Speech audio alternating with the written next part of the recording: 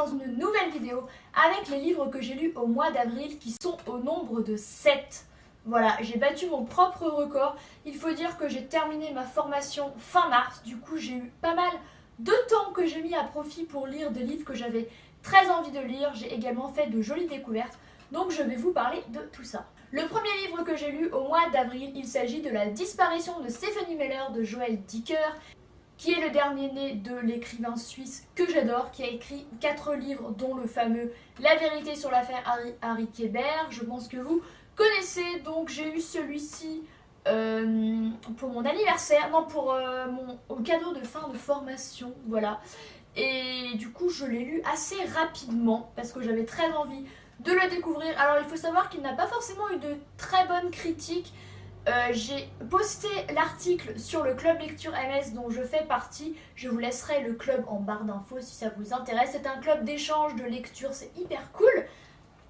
Et c'est vrai que les avis étaient très mitigés quant à ce livre. Soit les gens l'ont adoré, soit ils lui reprochent beaucoup de choses. Et moi, j'ai tout de même beaucoup aimé parce que j'adore cet écrivain.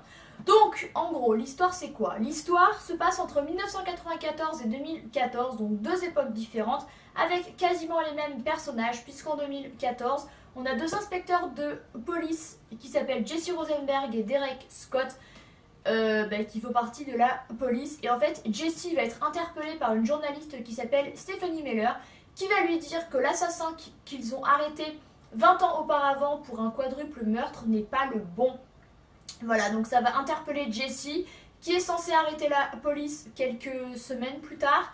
Donc du coup, pour autant, il ne va pas laisser passer l'information et il va se replonger dans cette enquête très compliquée. Donc pour cela, il va se rendre dans la ville d'Orphea, qui est une petite ville balnéaire dans laquelle il s'est passé cette tuerie. Et en plus de ça, la fameuse journaliste qui lui a dit ça a disparu et on va bientôt la retrouver morte. Donc 2 époques vont se mélanger, 2 enquêtes. Du coup, 2014 avec la mort de Stéphanie, pourquoi, qui l'a tué, et du coup trouver l'assassin du quadruple meurtre de 20 ans auparavant et rouvrir l'enquête. Donc ça va beaucoup faire jaser, ça va être très compliqué. Alors par contre le problème c'est que vu que c'est sur 2 époques et que d'un chapitre, enfin ça change de 5-6 pages à l'autre, d'une époque à l'autre, c'est assez compliqué, il faut vraiment réussir à suivre, chose qui n'a pas été facile. En plus il y a beaucoup de personnages, chose qui justement avait été critiquée sur le club notamment. Mais alors effectivement moi j'ai trouvé que c'était assez difficile à suivre, qu'il y avait beaucoup de personnages. Vous allez voir dans ce livre qu'il y a une pièce de théâtre qui a un rôle très important dedans parce qu'en fait c'est un homme qui l'a écrite, c'est en fait l'ancien commissaire de police qui s'occupait de l'affaire en 1994 qui a pris sa retraite sur la côte ouest américaine et qui depuis écrit une pièce depuis des années et va la monter. Et en fait, il va la présenter en juillet pendant un grand festival de la ville d'Orphea et il jure à tout le monde que dans cette pièce-là, il va dire qui est le meurtrier. Donc les policiers attendent tout le long la pièce afin de savoir eux aussi, bien qu'ils mènent l'enquête à côté forcément.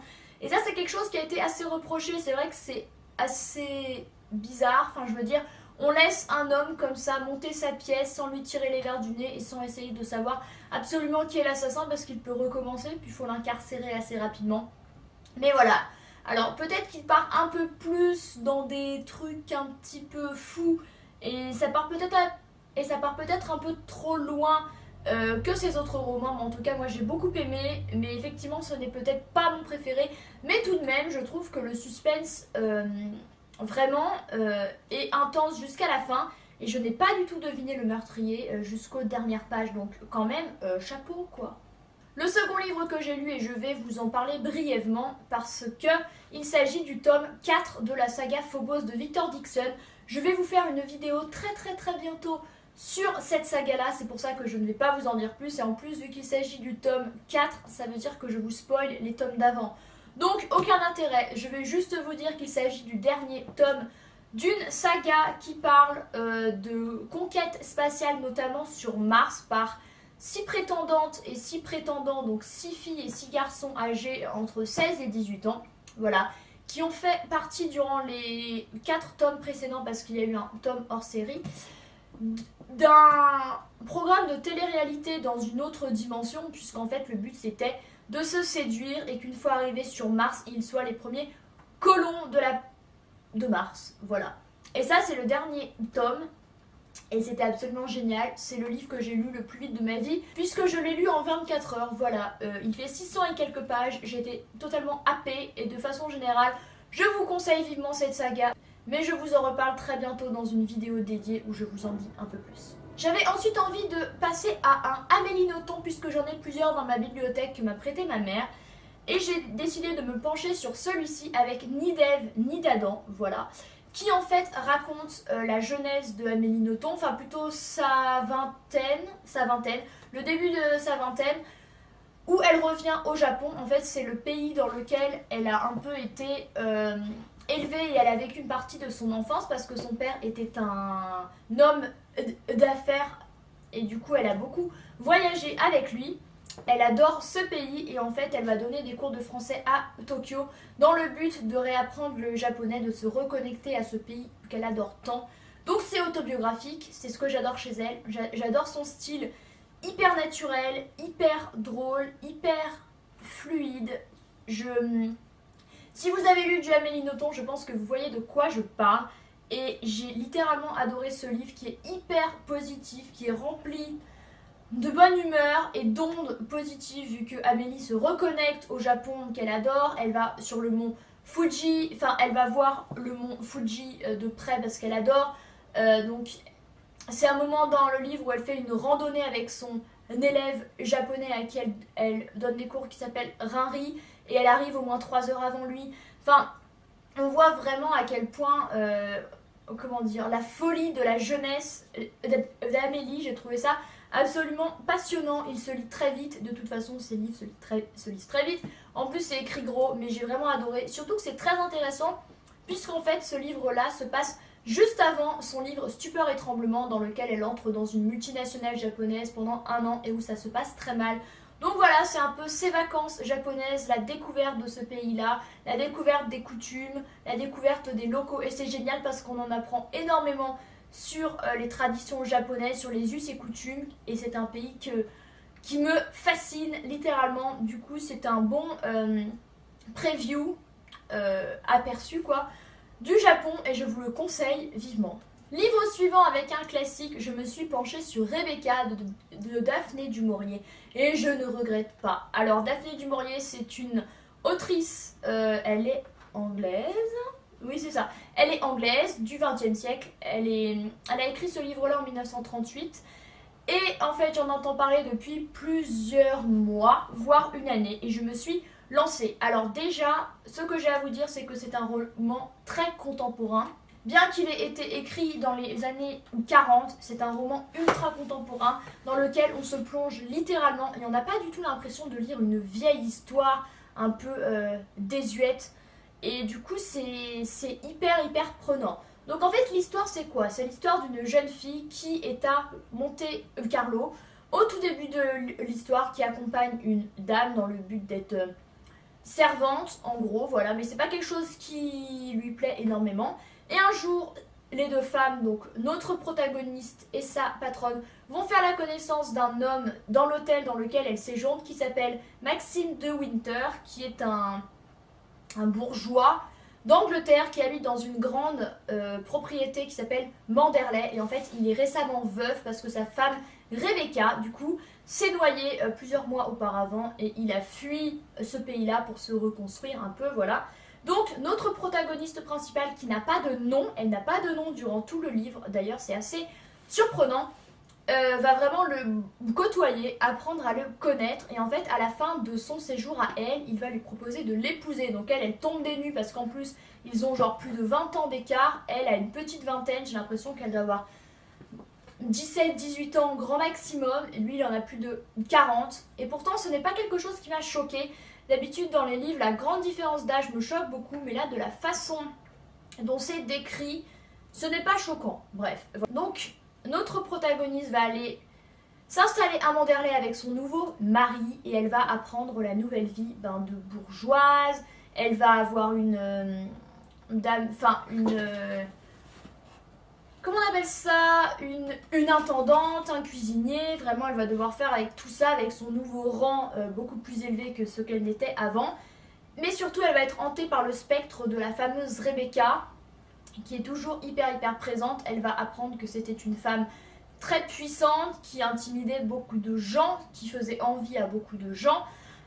Et du coup, elle va être très effacée pendant la plupart du livre. Elle va être très timide parce qu'elle ne va pas oser s'affirmer, surtout quand il y a Rebecca, son fantôme qui rôde.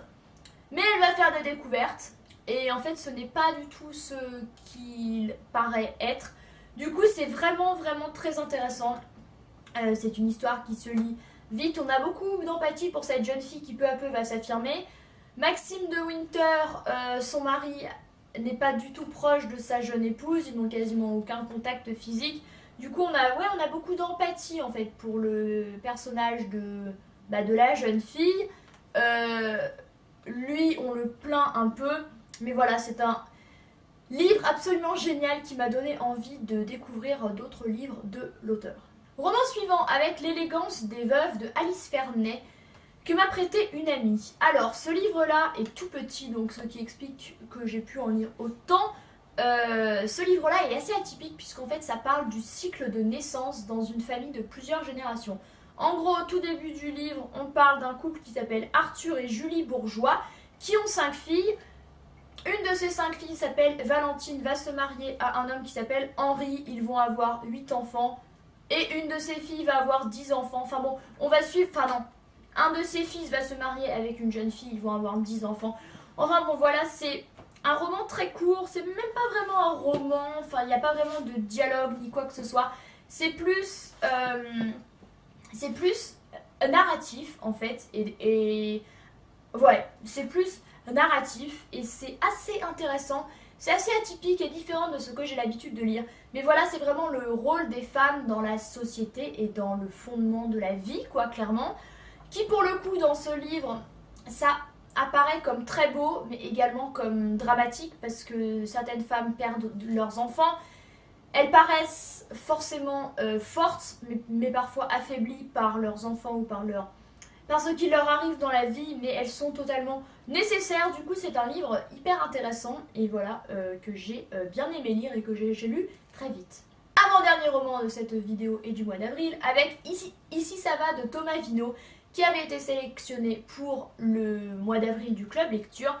Donc, j'avais bien aimé la petite histoire, mais je ne me souvenais plus qu'il était si fin, puisqu'il fait 130 pages, donc ça se lit en un peu plus d'une heure, quand vous laissez... quand vous faites exprès de faire durer le plaisir, chose que j'ai faite. Donc en gros, ça parle d'un couple, lui on ne sait pas son nom, et elle s'appelle Emma avec un seul M, qui se reconstruisent dans une maison à la campagne pour échapper à un quotidien et à un passé assez difficile, un passé auquel on n'a jamais accès. En fait, le narrateur évoque souvent ce passé et les choses qui ont fait que ce passé les a fragilisés, mais sans évoquer exactement ce que c'est. Du coup, encore une fois, c'est très narratif et descriptif. On n'a même pas du tout de dialogue en fait. Donc c'est assez particulier, d'autant que ce ne sont même pas des chapitres, mais des pages très courtes avec uniquement des paragraphes. Comme vous pouvez le voir, mais voilà, c'est encore une fois assez différent de ce que j'ai l'habitude de lire. Mais c'est très positif, j'ai bien aimé, bien qu'on ait un peu de mal du coup à avoir de l'empathie pour les personnages, étant donné qu'on n'a pas vraiment accès à leurs pensées. Surtout pas à Emma, la femme de notre protagoniste, et surtout qu'on n'a pas vraiment de dialogue. Mais mis à part ça, j'ai trouvé tout de même que c'était un livre assez intéressant, assez frais, et voilà, ça change. Et le dernier livre pour clore cette vidéo, il s'agit de La meilleure façon de marcher est celle du flamant rose de Diane Ducret. Donc c'est un livre que j'ai reçu récemment pour mon anniversaire, raison pour laquelle je ne voulais pas présenter dans ma future vidéo qui arrive ou que je vais publier avant, je ne sais pas, de mes nouveautés lecture parce que je l'ai reçu juste après. Donc Diane Ducret, c'est une jeune femme qui a 35 ans, qui a déjà écrit beaucoup de livres et je n'en avais jamais entendu parler. Donc du coup ce fut vraiment une très bonne surprise et j'étais du coup forcément très curieuse, rien qu'au titre, à la jolie couverture. Donc voilà, donc ça parle de quoi? En gros c'est autobiographique mais un peu romancé, chose que j'ai adoré. Au bout du tiers du livre, je me suis dit mais c'est autobiographique non? Donc je suis allée vérifier sur Wikipédia et oui, effectivement, tout ce qu'elle raconte dans ce livre lui est bel et bien arrivé. Le personnage principal ne s'appelle pas Diane mais Énaïde, et en fait Énaïde à l'envers, en verlan, bah ça fait Diane, voilà. J'ai eu l'illumination soudaine du siècle et je me suis dit, ah oui, effectivement, elle a assez géré. Donc en fait, sous forme de chapitres avec des noms de villes comme l'Amérique, Paris, Biarritz, Rome, San Diego, on va suivre l'enfance de l'autrice jusqu'à ses 30 ans. Donc en fait, il faut savoir que sa mère, qui s'appelait Léna, l'a abandonnée lorsqu'elle était très jeune parce qu'elle ne pouvait pas s'en occuper. C'était une femme assez autocentrée et immature, il faut le dire. Et en fait, elle a été élevée par ses grands-parents paternels parce que son père ne s'en occupait pas non plus. Donc c'est une petite fille qui a vécu un peu dans le rejet, dans l'abandon. Elle a tout de même été aimée par ses grands-parents, hein, je vous rassure. Donc elle a vécu au tout début de sa vie à Paris, ensuite à Biarritz dans le sud-ouest, dans laquelle elle a passé ses années de collège et de lycée. C'était une enfant et une ado assez rebelle, qui voulait tester ses limites, qui avait fait très peu confiance en elle, qui se faisait du mal, donc elle allait dans des soirées se droguer, boire, voilà, c'est pas joli, mais honnêtement on a du mal à la juger, moi qui juge pas mal quand même dans les livres. Là déjà j'ai eu du mal à la juger parce que déjà c'est autobiographique et quand on sait ce qu'elle a vécu avant, on se dit qu'on aurait peut-être réagi de la même façon. Voilà. Donc on va suivre sa vie, ensuite elle va aller à Paris à la Sorbonne parce qu'en fait c'est une élève très douée, c'est quelqu'un de très doué mais elle a juste la flemme en fait. Ensuite on va la suivre à Rome où elle va suivre un homme qu'elle a rencontré à la Sorbonne, voilà, on va la suivre au gré de ses pérégrinations, il va lui arriver des choses vraiment pas cool du tout, comme un problème à la cheville qui va être complètement pété et irréparable, elle va essayer plein d'opérations en Allemagne et aux États-Unis, et ça c'est bel et bien arrivé dans sa vie. D'où le titre, la meilleure façon de marcher est celle du flamant rose, parce qu'elle a une jambe qui part un peu en sucette, voilà, et le flamant rose se tient sur une patte. Donc j'ai trouvé, enfin sur une jambe, j'ai trouvé le titre absolument génial. C'est écrit d'une façon qui pour moi ressemble énormément à du Amélie Nothomb et à Thomas Vino, voilà. C'est très personnel, c'est très fluide, c'est très naturel, on sent qu'elle n'a pas passé 150 ans à réfléchir sur ses phrases, enfin du moins j'ai pas eu cette impression là du tout. Par exemple, on a, au lieu qu'il y ait un dialogue, elle pense intérieurement, enfin comment dire, en gros elle répond à une personne intérieurement sans qu'il y ait un dialogue. Du coup c'est vraiment très drôle, elle est pleine d'humour, c'est un livre franchement positif bien qu'à certains moments il soit assez triste sans être plombant, jamais. Donc voilà, j'ai vraiment eu un coup de cœur pour ce livre et pour cette autrice-là. D'ailleurs, je vous ai fait un article sur le blog, comme sur tous les livres dont je vous ai parlé, excepté celui-là, bien sûr. Donc voilà, gros coup de cœur et j'ai hâte de lire d'autres livres de l'auteur. Donc voilà, c'en est tout pour cette très longue vidéo. J'espère que ça vous aura plu, que je vous aurai donné des idées de titres. Voilà, honnêtement, ce mois-ci, le mois dernier, j'ai lu vraiment plein de choses hyper emballantes, de plein de genres différents, encore une fois, donc je suis ravie de tout ça. J'espère que le mois de mai sera aussi prolifique, ou même si ça l'est un peu moins, je serai tout de même contente. Voilà, n'hésitez surtout pas à checker le blog régulièrement que je vous laisse en barre d'infos. Et je publie toujours autant d'articles, voire un peu plus, parce que là, 7 livres lus dans le mois, il fallait tout de même que je vous en publie plus d'un article par semaine. Voilà, donc merci encore d'avoir regardé cette vidéo. Surtout n'hésitez pas à me dire en commentaire, à me donner vos impressions, à me dire si vous avez lu un de ces livres ou si l'un d'eux vous intéresse. N'hésitez surtout pas à vous abonner à ma chaîne, ça me fait toujours hyper plaisir. En plus, en ce moment, j'ai énormément envie de partager sur cette chaîne-là comme sur le blog, parce que la lecture, c'est la vie. Je vous souhaite une très bonne journée et je vous dis à très bientôt. Salut à tous!